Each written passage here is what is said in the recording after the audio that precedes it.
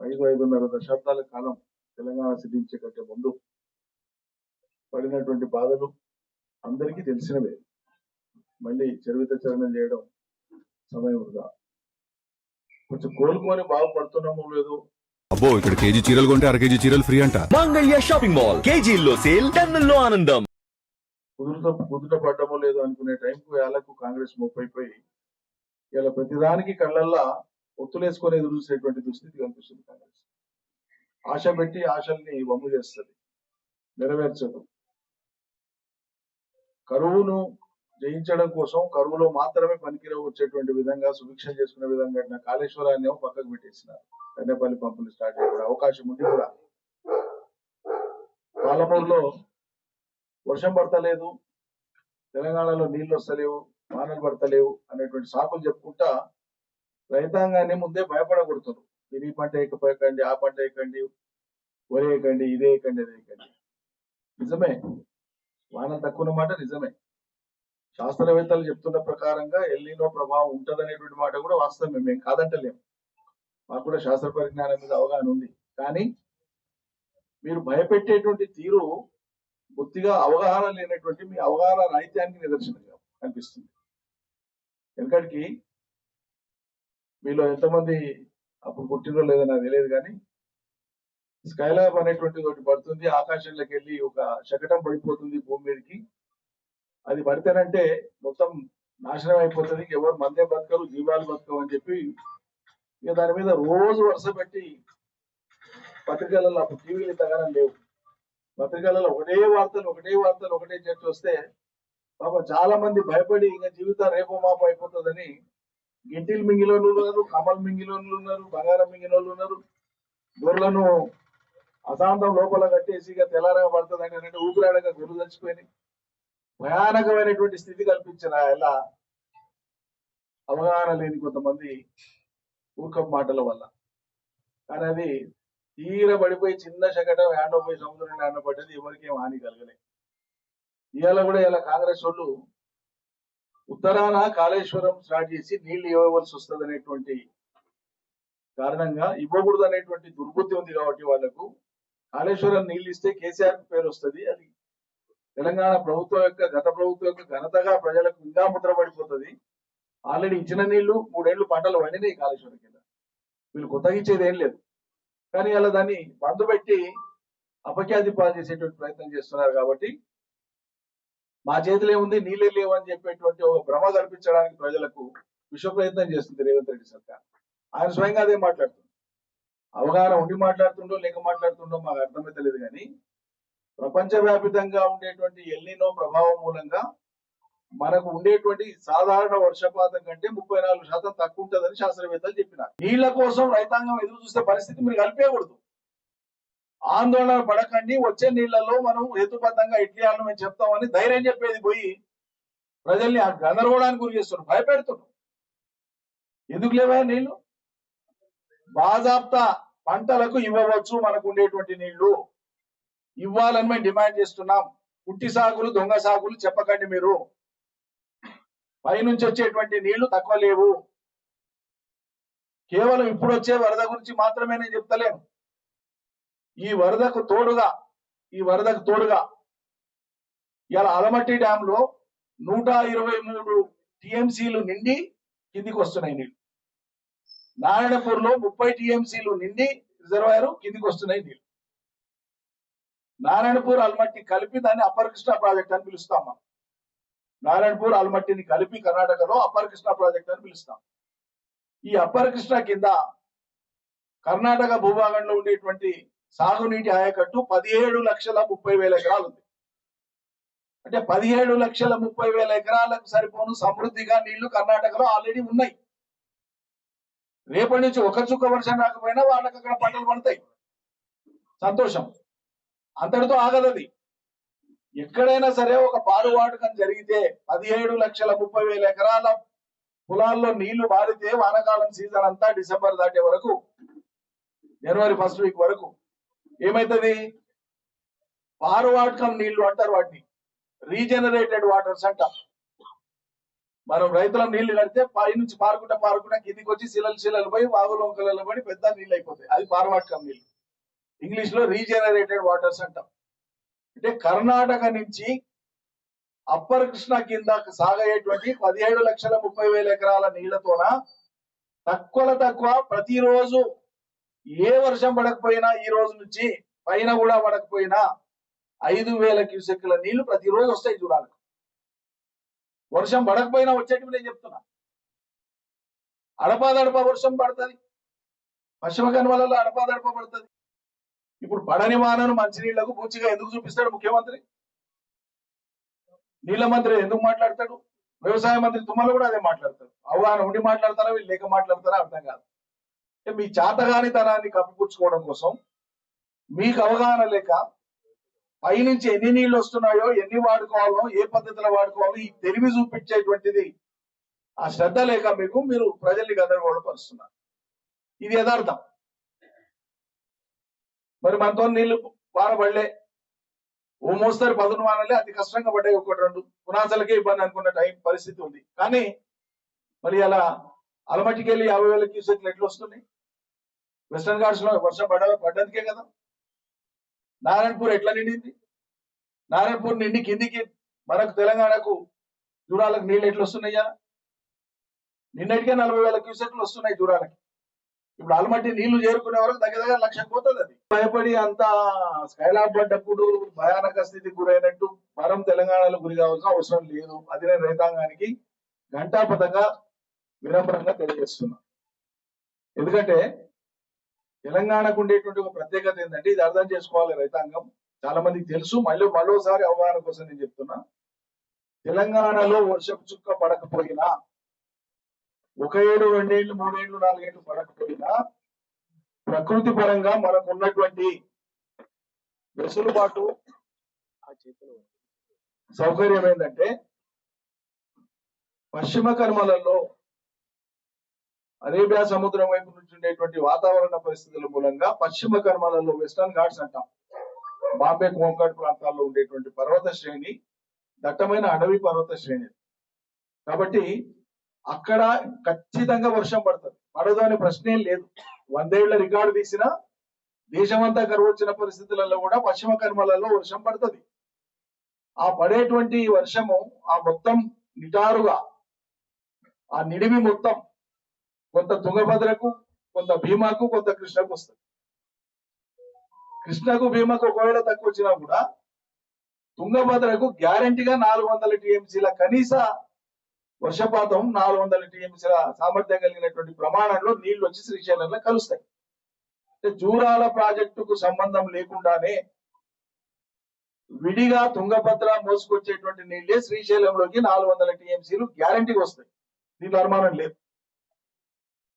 అంటే శ్రీశైలం నిండంగా కింద నాగార్జున సాగర్ కూడా 10 సాగర్ నిండితే తుంగభద్ర నుంచి వచ్చేటువంటి నీళ్లతోనే మళ్ళా కిందికి కర్నూలు జిల్లాలో వచ్చేటువంటి వరద కానీ, పాలమూరు కింది భాగంలో వచ్చేటువంటి వరద కానీ, నల్గొండలో వచ్చేటువంటి వరద కానీ, ఖమ్మం నుంచి వచ్చేటువంటి కిన్నరసాని కానీ, ఇటువంటివన్నీ ఇంకా ఆకేరు మునేరు లాంటివి కానీ, ఇవన్నీ కూడా కలుపుకుంటే నీళ్ళకి ఇబ్బంది ఉండదు. కానీ అలా వీళ్ళు ఏం చేస్తున్నారు?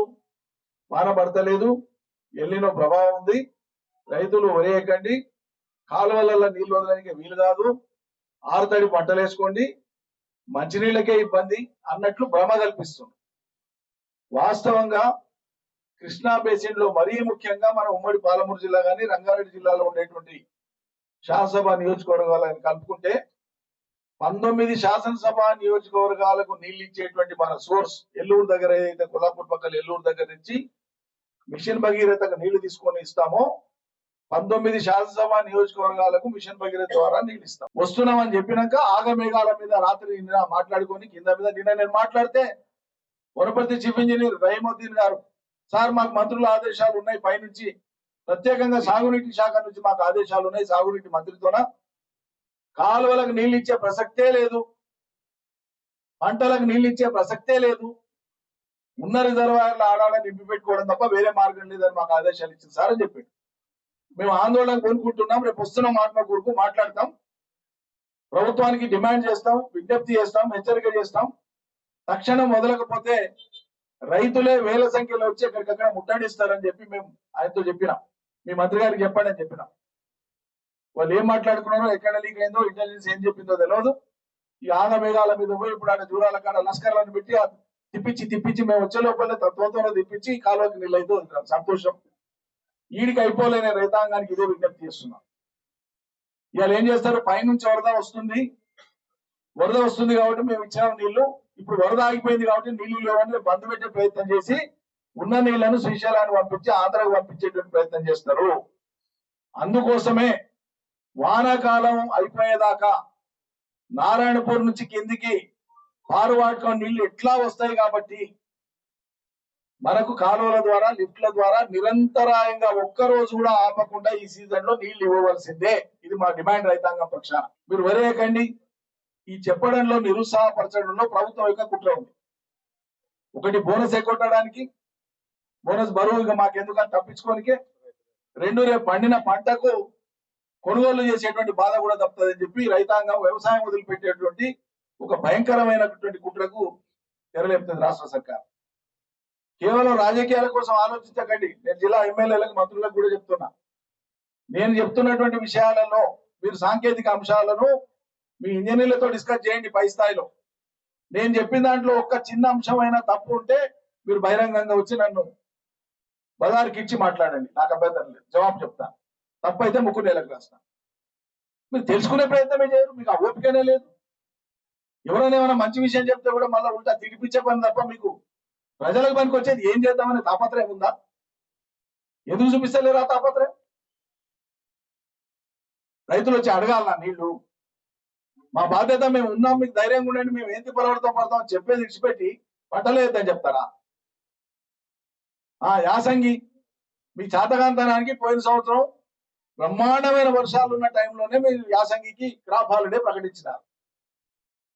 ఈ సంవత్సరం నీళ్లు లేవు, మీకంటే మొదలు మేమే చెప్తాం, అయ్యా నీళ్లు లేవు, ఇబ్బంది ఉంది, యాసంగిలో వరేయద్దు, మనం వేరేదైనా ఆర్థిక పంటలు వేసుకుందాం, ఇప్పటి నుంచే మానసికంగా సన్నద్ధం చేద్దాం.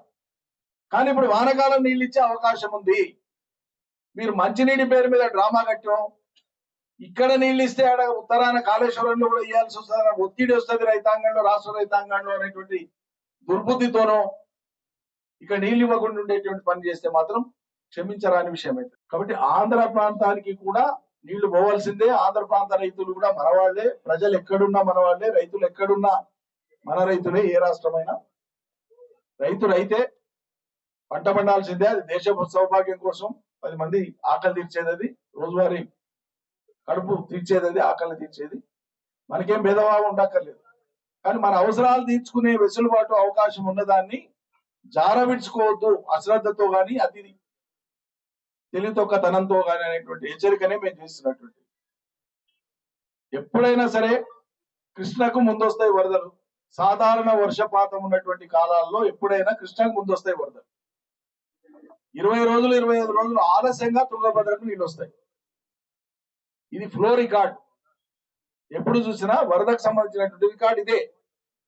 కారణం ఏంటంటే అదే వెస్టర్న్ ఘాట్స్ లో తుంగభద్రకు వచ్చేటువంటి, ఆ ప్రాంతంలో కురిసేటువంటి వానల నుంచి వచ్చేటువంటిది 20 రోజులు ఆలస్యంగా వస్తుంది. కృష్ణకు భీమాకు వచ్చేటువంటిది కాస్త ముందు వస్తుంది.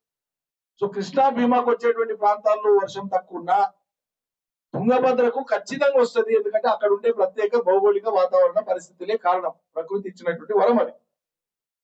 కాబట్టి శ్రీశైలానికి నీళ్ళు వస్తాయి, నాగార్జున సాగర్ నీళ్ళు వస్తాయి. ఆంధ్ర ప్రాంత రైతులు కూడా నిశ్చితంగా ఉండవచ్చు, ఏం ఆందోళన గురి కావాల్సిన అవసరం లేదు. వాళ్ళ తరఫున మా ముఖ్యమంత్రి, మా నీళ్ల మంత్రి, ఇక్కడి మంత్రులు, ఇక్కడి ఎమ్మెల్యేలు పెద్ద పరిశాన కావాల్సిన అవసరం లేదు. అబ్బో ఆడ పోతే లేదని ఇక్కడ దిగులు చూపండి, ఇక్కడ బాధ్యత చూపండి. మళ్ళీ చెప్తున్నా, నేను రిపీట్ చేస్తున్నా, పైనుంచి వచ్చేటువంటి నీళ్ల ద్వారా, పారవాటక నీళ్ల ద్వారా, రీజనరేటెడ్ వాటర్స్ ద్వారా, నారాయణపూర్ నుంచి వచ్చేటువంటి నీళ్ల ద్వారా కర్ణాటకలో పారేటువంటి శిస్తు 17,30,000 ఎకరాల శిస్తు పారిన కారణంగా ఏ వానలు లేకపోయినా 4-5 వేల క్యూసెక్ల నీళ్లు ప్రతిరోజు జూరాలకు ఈ డిసెంబర్ దాకా, వచ్చే డిసెంబర్ దాకా, జనవరి దాకా వస్తాయి. అంటే వానకాలం పట్ల వెళ్ళిపోతుంది, మనకు ఇబ్బంది లేదు. ఇప్పుడు వరద వస్తుంది కాబట్టి దబదబ ఎత్తిపోయింది, రిజర్వాయర్లు నింపండి. శంకర సముద్రం కావచ్చు, కోయిల్ సాగర్ కావచ్చు, సంగమండ కావచ్చు, రంగసముద్రం కావచ్చు, గోపల్దిన్నె కావచ్చు, అన్ని గుడిపల్లి కావచ్చు, జొన్నలబొగడ కావచ్చు, ఎల్లూరు కావచ్చు, అన్ని రిజర్వాయర్లు పట్టపట్ట నింపేసినాక ఆ తర్వాత ఫ్లో వాటరే కెనాల్ సంబడి పోయేది పోతుంటది, వ్యవహారం నడుస్తూ ఉంటది, ఇబ్బంది ఉండదు. మీకు ధైర్యం లేక అవగాహన లేని అధైర్యంతోన ప్రజలను అధైర్యానికి గురి చేయకండి. ఆ ప్రేమ ఇంజనీర్లకు ఉండేటువంటి ఆ దయా రైతాంగం మీద మీకు మంత్రులకు ఎమ్మెల్యేలకు లేకపోతే ఎట్లా నాకు అర్థం కాదు. వాళ్ళని నడపాల్సింది మీరా, మిమ్మల్ని నడిపేది వాళ్ళ?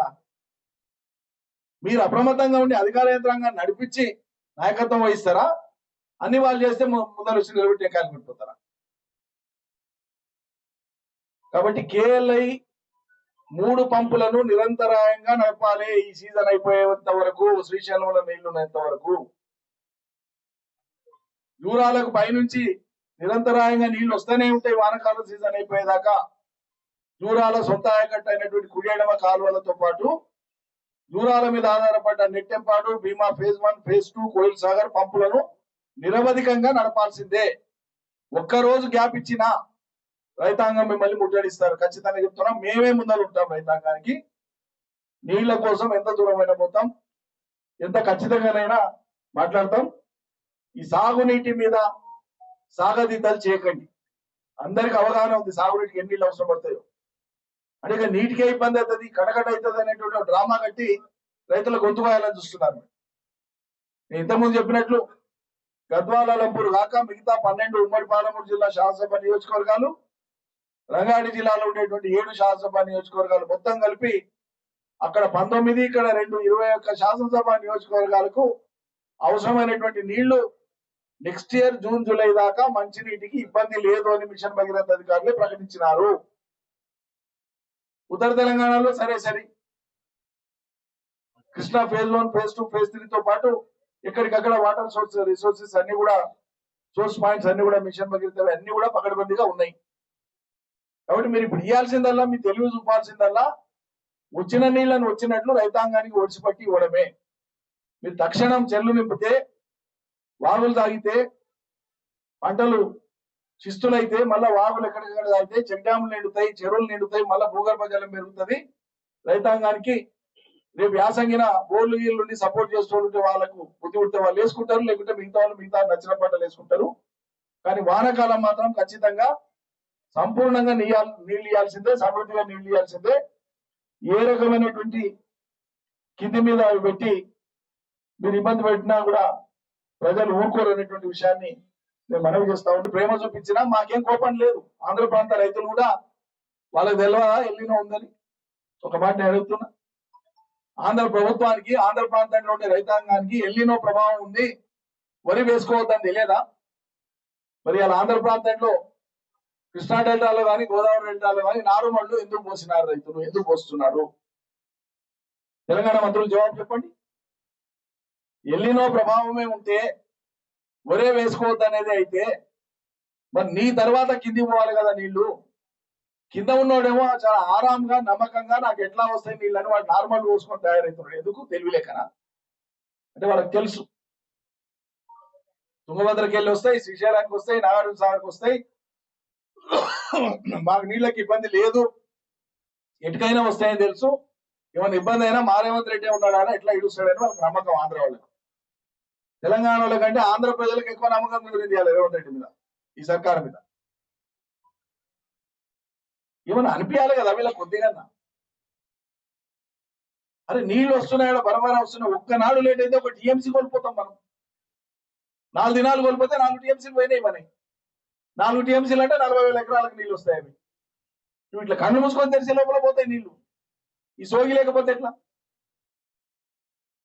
అందుకోసమే కేఎల్ఐ కింద మేము నిన్న మాట్లాడినప్పుడేమో అసలే స్టార్ట్ చేయం సార్ అన్నారు. ఆందోళనగా మారుతుంది, రైతులు ఎక్కడికక్కడ తయారవుతున్నారని గమనించి మేము ఇలా ఆత్మకూరుకు వస్తున్నాం, ఇది ఆందోళన కార్యక్రమాన్ని మేము ప్రకటిస్తాం ఇక్కడ అని చెప్పి వాళ్ళకి తెలుసు. కాబట్టి ఇలా పొద్దున ఆగమేఘాల మీద కేఎల్ఐ కింద ఒక్క పంపు స్టార్ట్ చేశాను. నేను ఇప్పుడే 10 నిమిషాల క్రితం ప్రెస్ మీట్ కంటే ముందు చీఫ్ ఇంజనీర్ తో మాట్లాడినా. ఒక పంపు అయితే స్టార్ట్ అయింది సార్. పార్థసారథి గారు చీఫ్ ఇంజనీర్ అక్కడ కేఎల్ఐకి, నాగర్ కర్నూలు జిల్లాకు వస్తుంది. ఒక పంపు స్టార్ట్ చేసినాం సార్, మిగతా కూడా స్టార్ట్ చేస్తామనేటువంటి మాట ఆయన అన్నాడు.